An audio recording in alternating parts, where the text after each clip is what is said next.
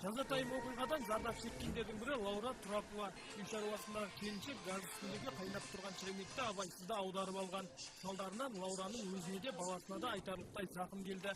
Денесінің біраз бөлігін күйік шалған 9 айлық Анелдің қазіргі жағдайы қалыпты. Жарақатының ауырсынуы басылып, еркін қимылдай бастапты. Артына мектепке ыстық суға, шайнеген ыстық суға аударылып қалды. Екеуміз де келіп қалдық.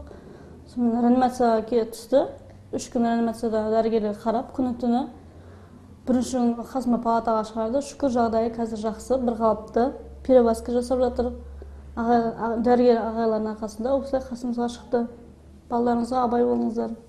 Күйіктің үлкен кішісі жоқ, сондықтан мамандар осындай оқыс жағдайлардың көбейгеніне алаңдап отыр. Мәселен, облыстық балалар ауруханасында жыл басынан бері дене күйік жарақатымен 18 бала ем-дом шараларын қабылдаған. Бұл ретте дәрігерлер бірінші кезекте ата-аналарды сақтық шараларын сақтауға шақырады. Реанимация бөлімінде өте ауыр жағдайда қыз бала ем алуда. Диагнозы дененің термиялық күйігі 64-66%, екінші-үшінші дәрежелі, жарақаттық шок үшінші дәрежелі.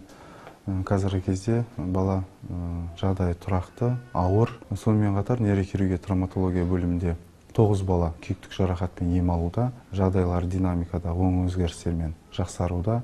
Барлық балалар үй жағдайында қайнап тұрған ыстық суға күйіп жарақат алған. Аса мұқияттылықты қажет ететін тағы бір мәселе дәрі-дәрмектер мен химиялық заттардан зардап шегушілер көбейген.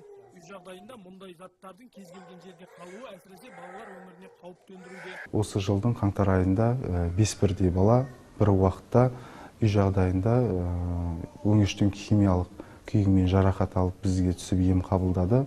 Аталған балалар сверкающий казан, крот тәрізді химиялық қоспаларды байқаусызда ішіп қойған.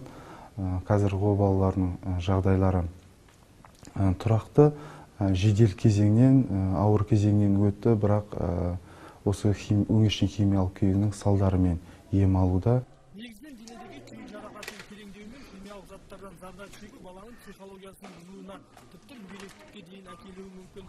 Сондықтан кез келген ата-ана бала өміріне бейқамдық танытпай, оны бір сәтте қараусыз қалдырмауы қажет. Асқар Тәжиев, Ақан Әлиев, Төлеухан Қожахметов, Қазақстан, Қызылорда телеарнасы.